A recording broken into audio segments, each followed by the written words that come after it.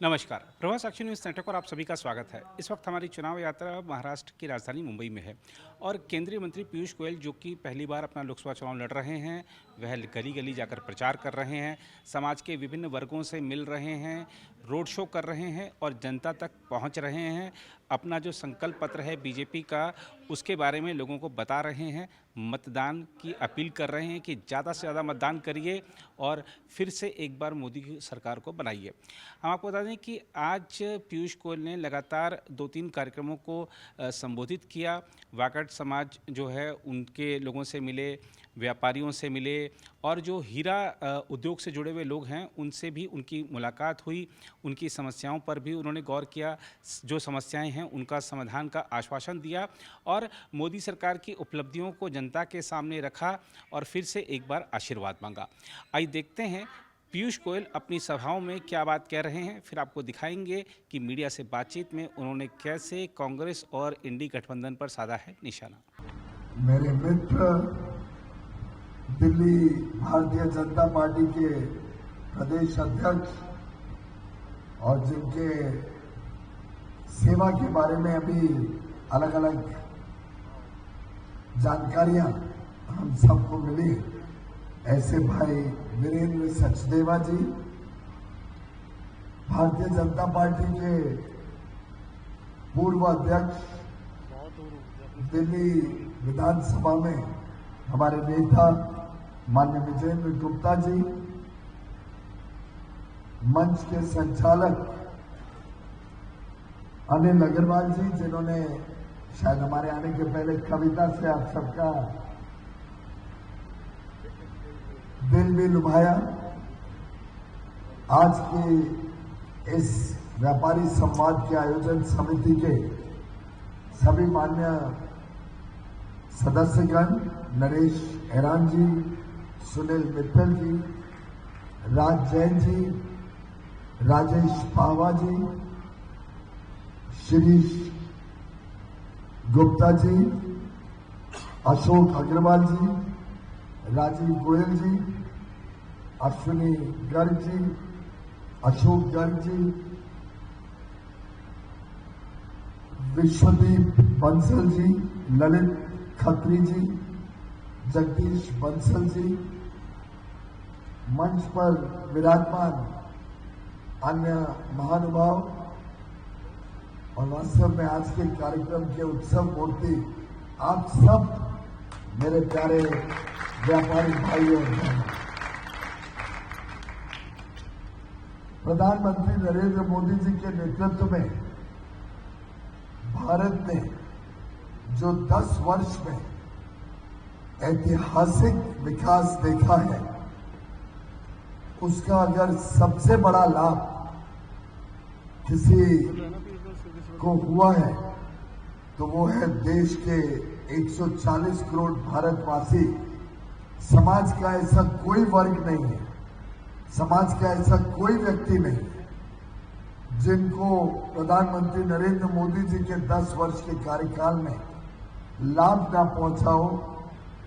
और मैं ये बड़ी जिम्मेदारी के साथ कहता हूं, जब प्रधानमंत्री नरेंद्र मोदी जी गरीबों का कल्याण करते हैं, जब प्रधानमंत्री नरेंद्र मोदी जी हमारे देश के युवा युवतियों को नए अवसर देते हैं, चाहे वो रोजगार के हो, चाहे वो व्यापार हो, कारोबार हो, उद्योग हो, जब प्रधानमंत्री नरेंद्र मोदी जी किसानों की उज्जवल भविष्य की बात करते हैं, देश को आत्मनिर्भर बनाने में किसानों को और बल देते हैं, जब प्रधानमंत्री नरेंद्र मोदी जी नारी शक्ति के सम्मान में अलग अलग योजनाएं लाते हैं, इन सबको सम्मिलित करें तो इसका बहुत बड़ा लाभ हमारे देश के व्यापार जगत, हमारे देश के उद्योग जगत को होता है।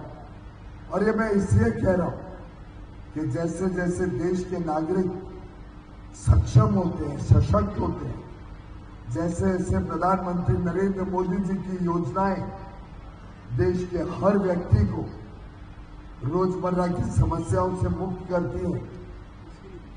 आप याद करिए, बहुत लंबी पुरानी बात नहीं है,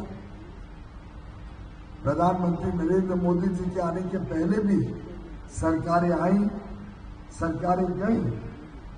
65 वर्ष तक अलग अलग पार्टियों ने राज्य किया, लेकिन एक गरीब व्यक्ति जिसने गरीबी में अपना जीवन बिताया हो, जिन्होंने एक बहुत सामान्य परिवार में जन्म लेकर रोजमर्रा की मुसीबतें सही, चाहे घर में बिना बिजली रहना हो, चाहे पानी के लिए दूर नदी में जाना हो, चाहे कम पैसे होने के कारण किताबों के लिए रेलवे स्टेशन में चाय की केटल में चाय बेचकर रेलवे यात्रियों को 2 पैसे कमाकर अपने स्कूल की किताबें लेने की बात हो, चाहे मां को चूल्हे पे दिन रात 400 सिगरेट जितना रोज धुआं अंदर शरीर में लेना और वो कठिनाई सहन करने की बात हो, चाहे बिना शौचालय के अपने बहने माता के दुख दर्द को समझने की बात हो, हर एक विषय से जूझते हुए प्रधानमंत्री नरेंद्र मोदी जी ने एक संवेदनशील व्यक्तित्व जो उनका तैयार हुआ है छोटी आयु में, उन्होंने अपना पूरा जीवन देश को समर्पित कर दिया। 50 वर्ष बेदाग समाज सेवा हो, राष्ट्रीय स्वयंसेवक संघ के एक कर्मठ सिपाही के रूप में हो, चाहे वो राजनीतिक क्षेत्र में प्रवेश करने के बाद पार्टी के कार्यकाल में हो, चाहे वो गुजरात के मुख्यमंत्री का दायित्व और 10 वर्ष से देश के प्रधानमंत्री का दायित्व संभालना हो, हर एक विषय के उन्होंने जो बाखूबी निभाया है, अपने कर्तव्य का निर्वहन किया है, मैं समझता हूं हम सब सौभाग्यशाली हैं कि उनके नेतृत्व में आज देश एक ऐसी आधारशिला बना पाया है, एक ऐसा फाउंडेशन बना पाया है। 10 वर्ष में देश की दिशा, देश की दशा इस प्रकार से बदली है कि अब देश नई ऊंचाइयों की तरफ अमृतकाल में प्रवेश कर रहा है। देश अब तैयार है नई चुनौतियों के लिए, देश तैयार है तेज गति से विकास के लिए, देश तैयार हो गया है कैसे अर्थव्यवस्था को तेजी से आगे बढ़ाते हुए हम भारत को एक विकसित भारत, एक समृद्ध भारत 2047 तक बनाएं, उसकी आधारशिला प्रधानमंत्री मोदी जी ने रखी। मित्रों, जब प्रधानमंत्री जी समावेशी विकास की बात करते हैं, जब प्रधानमंत्री जी के कार्यकाल में 25 करोड़ से अधिक लोग गरीबी रेखा से बाहर निकलते हैं, जब प्रधानमंत्री जी के कार्यकाल में हमारे युवा युवतियों को नई शिक्षा नीति मिलती है, उनको कौशल विकास के लिए प्रोत्साहित किया जाता है, जब हमारी नारी शक्ति को और सशक्त बनाया जाता है, तो ये सब भारत को गति, भारत की अर्थव्यवस्था को गति देने में एक महत्वपूर्ण कड़ी बनती है। आप कल्पना करिए, आप 10 साल पहले भी व्यापार करते थे, छोटा बड़ा उद्योग चलाते थे, क्या डिमांड रहती थी, किस प्रकार से देश और विदेश में व्यापारी को देखा जाता था, किस नजरिए से हम सबको देखा जाता, कितनी अलग अलग कठिनाइयों से हम व्यापार में गुजरते थे। 40 अलग अलग टैक्स या सेस या ड्यूटी के अधिकारी हमारे पास अलग अलग समय पे आते थे, अलग अलग प्रकार से परेशान करते थे। उन सभी टैक्सेस और ड्यूटीज को एक goods and service tax GST में सम्मिलित करना। स्वागत करते हैं योगेंद्र चंदोलिया जी का जोरदार तालियों के साथ।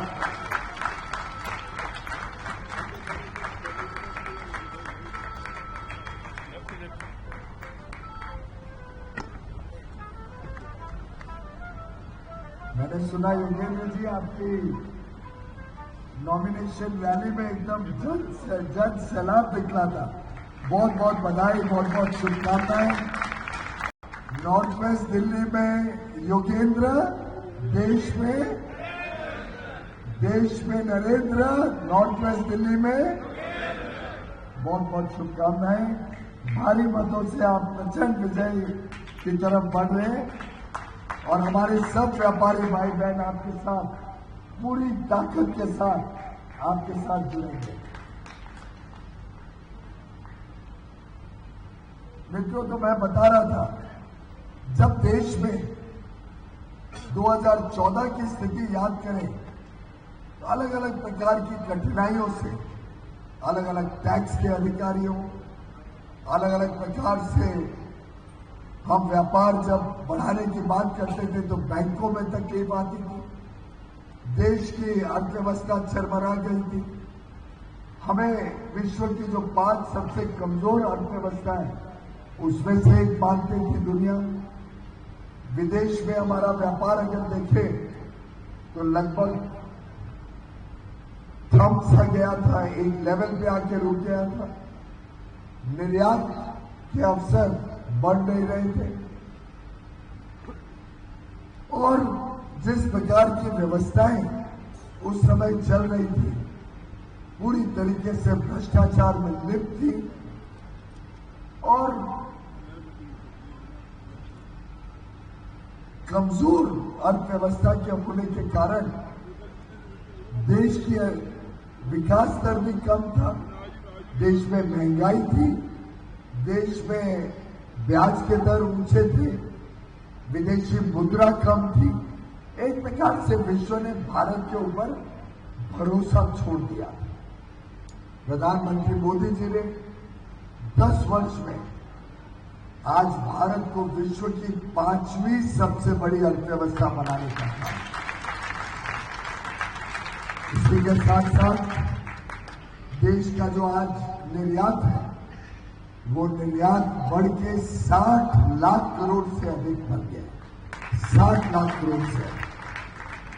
अगर हम देश की विदेशी मुद्रा देखें, फॉरेन एक्सचेंज रिजर्व, तो $650 बिलियन से अधिक, यानी 50 लाख करोड़ से अधिक आज देश के पास विदेशी मुद्रा है, खजाना है जो हमें सशक्त बनाता है। आज पूरा विश्व भारत में निवेश करना चाहता है क्योंकि उन्हें पता है डिमांड भारत में, विकास भारत में हो और आगे चल के दुनिया को पता है कि दुनिया की अर्थव्यवस्था भी भारत के ऊपर टिकी हुई। ऐसी परिस्थिति में जब हमारे लोग गरीबी रेखा से बाहर निकलते हैं तो ये सब डिमांड भारत में उत्पन्न होती है, भारत में व्यापार के नए अवसर पैदा करती है। जब लाखों करोड़ रुपए भारत में इंफ्रास्ट्रक्चर में इन्वेस्ट होता है, निवेश होता है, तो वो भी भारत की अंदरूनी डिमांड को गति देता है, बढ़ाता है। आखिर आप कल्पना करिए, पहली बार केंद्र सरकार 11,11,000 करोड़ एक वर्ष में इंफ्रास्ट्रक्चर के प्रोजेक्ट्स में खर्च की, 11 लाख करोड़। इसके अलावा राज्य सरकारें, दिल्ली को छोड़ दो, दिल्ली में तो भ्रष्टाचार के अलावा कोई और विकास दिखता नहीं है, लेकिन अन्य अन्य राज्य सरकारें जब इंफ्रास्ट्रक्चर पे निवेश करती है और केंद्र सरकार का 11 लाख करोड़ को और बल देती है, निजी क्षेत्र इंफ्रास्ट्रक्चर में निवेश करता है, तो लगभग 25 लाख करोड़ रुपए सालाना हम आधारभूत सुविधाएं, इंफ्रास्ट्रक्चर और इंडस्ट्री में निवेश देखते हैं। ये निवेश भारत में नई नौकरियों के अवसर पैदा करता है, लोगों की जेब में आमदनी बढ़ती है तो वो खर्चते हैं, उनके खर्चे में पैसे से डिमांड बढ़ती है। साथ ही साथ स्टील, सीमेंट, फर्नीचर, इलेक्ट्रिकल्स, अलग अलग प्रकार के इंडस्ट्री को जब निवेश होता है इंडस्ट्री में, निवेश होता है इंफ्रास्ट्रक्चर में, तो उद्योग जगत और व्यापार जगत में डिमांड बढ़ती है। और ये एक चक्रव्यूह जिसको मल्टीप्लायर इफेक्ट बोलते हैं। इकोनॉमी में ये मल्टीप्लायर इफेक्ट व्यापार और उद्योग की जगत को और तेज गति देता है। और हम सब जानते हैं, हमारा फुटवेयर इंडस्ट्री के कुछ भाई बोल रहे थे, कोई इलेक्ट्रिकल इंडस्ट्री में, कोई स्टील सीमेंट का व्यापार करता है। अलग अलग जो व्यापारी और उद्योग जगत के लोग यहाँ बैठे हैं, उन्होंने सभी ने देखा होगा पिछले 10 वर्ष में कितनी तेज गति से, और चाहे कोविड की महामारी आई हो, चाहे दो युद्ध चल रहे हो, उसके बावजूद आज देश में व्यापार और उद्योग बहुत तेज गति से आगे बढ़ रहे हैं। और आने वाले अमृतकाल के 25 वर्षों में, अब 23 वर्षों में ये गति और तेज होने वाली है। और ज्यादा डिमांड आपके व्यापार की, आपके उद्योग के काम की और ज्यादा डिमांड भी बढ़ेगी, आपको और मौके भी मिलेंगे, आप और बढ़ सकते हैं, आगे जा सकते हैं। ये है मोदी की गारंटी जो कहती है कि भारत की अर्थव्यवस्था अमृतकाल में 2047 तक आज जो $3.5 ट्रिलियन की अर्थव्यवस्था है, वो लगभग $30 ट्रिलियन की अर्थव्यवस्था बन जाएगी 2047, यानी आज से 10 गुना ज्यादा। और आप कल्पना करिए, जब आपकी डिमांड आज से 10 गुना ज्यादा होगा, तब आपके व्यापार को कितना, आपके उद्योग को कितने मौके मिलेंगे, कितना बढ़त का संभावना आपके सामने दिखती है। और ये है बदलता हुआ भारत, ये है भारत जो नई आशा, नई अपेक्षा, नई आकांक्षा के साथ बड़े लक्ष्य की तरफ तेज गति से बढ़ रहा है। और मित्रों, ये तभी संभव है जब देश की सीमाएं सुरक्षित हो, ये तभी संभव है जब एक ईमानदार नेतृत्व देश में हो, ये तभी संभव है जब देश में एक निर्णायक नेता हो जो बड़े फैसले लेने में सक्षम, जो बड़े कठोर भी फैसले लेने पड़े तो ले सकता, जो भ्रष्टाचार के खिलाफ लड़ाई लड़ सकता, जो तुष्टीकरण की राजनीति को समाप्त करने के लिए ताकत रखता, जो परिवारवाद को देश में समाप्त करने के लिए जिसमें हौसला बुलंद हो। और ऐसा नेता आज भारत में सिर्फ और सिर्फ नरेंद्र मोदी है। वैसे तो आज हमें पता भी नहीं है कि मोदी जी के सामने कौन खड़ा है।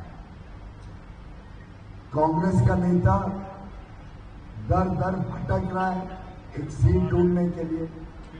पहले वायनाड की जनता ने तय किया उनको हराने के लिए, अब उन्होंने रायबरेली में अपनी कोशिश जारी की है। मैंने तो उनको आमंत्रण दिया था कि मुंबई में भी आ जाए, और मुझे पूरा विश्वास है अगर वो दिल्ली में भी लड़ ले तो हमारे एक एक कैंडिडेट का विक्ट्री मार्जिन डबल हो जाए। क्या लगता है आपको, अगर वो यहां से खड़े हो तो और उत्साह बढ़ जाएगा उनको हराने का कि नहीं? बढ़ेगा ना? और मित्रों, दोनों रायबरेली हो या वायनाड, और कोई कॉन्स्टिट्यूएंसी राहुल गांधी जी चुन ले, आज देश की जनता में इतना आक्रोश है कांग्रेस और उनके मित्र पक्षों के भ्रष्टाचार पर, इतना आक्रोश है उनके विवादित जो बयान आते हैं, इतना आक्रोश है उनके संकल्प पत्र, उनके मैनिफेस्टो पे जो आप सबकी संपत्ति छीनने का काम करने।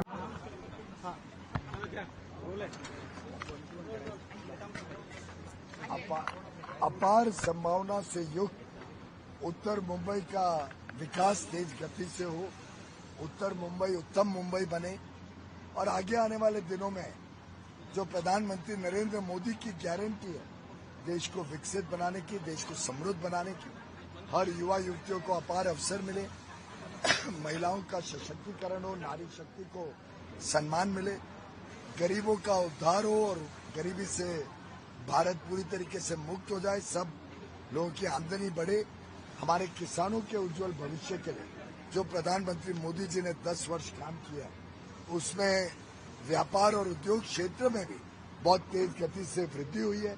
लोगों को बहुत रोजगार के, नौकरी के, सरकार में हो, निजी क्षेत्र में हो, अलग अलग सेक्टर्स हैं, textile, diamond, gem and jewellery, stone, infrastructure, industrial manufacturing, हर एक चीज में आज रिकॉर्ड ब्रेक हो रहे हैं। भारत विश्व की सबसे तेज गति से बढ़ने वाली अर्थव्यवस्था बनी और आगे चल के भी अपार संभावनाएं हैं उत्तर मुंबई के लिए भी, मुंबई और महाराष्ट्र के लिए भी, और भारत को तेज गति से हम विश्व गुरु, विश्व शक्ति बनाने जा रहे हैं। उसमें हमारे भाई बहन एक अहम भूमिका निभाएंगे, उनके साथ में चर्चा करने आए। सर, मध्यंतरी महाविकास आघाडी असो किंवा विरोधक असो त्यांनी सांगितलेलं होतं की डायमंड इंडस्ट्रियल गुजरातला घेऊन गेलेला आहात, पण आज तुम्ही खरं तर म्हणजे डायमंड इंडस्ट्रियल मध्ये येऊन भेट दिलेली आहे, संबोधित केलेलं आहे। डायमंड इंडस्ट्री मुंबई की बहुत ताकतवर है। मैंने अभी अभी बताया, यहाँ पे दहीसर में तो बहुत सारी फैक्ट्रीज हैं, सीड्स में बहुत सारी फैक्ट्रीज हैं जो निर्यात करती हैं। अभी अभी वहाँ भारत रत्न नाम से एक कॉमन फैसिलिटी सेंटर कुछ महीने पहले बना, आप अवश्य जाके उसको भी कवर करिए। मोदी जी की सोच कितनी अति आधुनिक है, कितनी फॉरवर्ड लुकिंग है, कितने बड़े पैमाने पे उन्होंने भारत के भविष्य की चिंता की है, आपको देखने को मिलेगा। ऐसा विश्व में ऐसा कॉमन फैसिलिटी सेंटर आपको नहीं मिलेगा। ऐसा सिप्स में लगा है जिसका लाभ हमारे दहीसर के भी सब उद्योग ले सकते हैं। ऐसे ही अभी नवी मुंबई में सूरत डायमंड बोर्ड्स जितना बड़ा ज्वेलरी का पार्क आ रहा है। तो भारत में अपार संभावनाएं हैं। दुर्भाग्य है कि कांग्रेस ने इतने वर्षों तक महाराष्ट्र और मुंबई में उद्योग और व्यापार लाए नहीं थे। ये तो 2014 के बाद जब देवेंद्र फडणवीस की सरकार आई तभी महाराष्ट्र ने तेज गति से विकास किया है। उबटा की सरकार ये कुछ समय तक धोखा देके, मोदी जी को और भाजपा को धोखा देके, जो उद्धव ठाकरे ने एक फर्जी सरकार कांग्रेस और शरद पवार के साथ मिलकर चलाई थी, उसको भी लोगों ने नकार दिया है पूरी तरीके से। और लोग पूरी तरीके से समझ गए कि उद्धव ठाकरे जी ने जो खंजर देवेंद्र फडणवीस की छाती पर मारा, जिस प्रकार से वोट तो मांगा मोदी के नाम और सरकार जाके बनाई उस पार्टी के साथ जिससे बाला साहेब ठाकरे ने कहा था कि मैं पार्टी बंद कर दूंगा पर कांग्रेस से कभी हाथ नहीं मिलाऊंगा, उसके साथ जाके जिससे उबटा के नेता उद्धव ठाकरे जी ने सरकार बनाई, महाराष्ट्र की जनता कभी उद्धव ठाकरे को माफ नहीं करेगी। अगर आप भी लेना चाहते हैं देश दुनिया की तमाम जानकारी तो आज ही सब्सक्राइब करें हमारे चैनल को। साथ ही नीचे दिए बेल आइकन को जरूर दबाएं ताकि हर अपडेट आप तक पहुंच सके।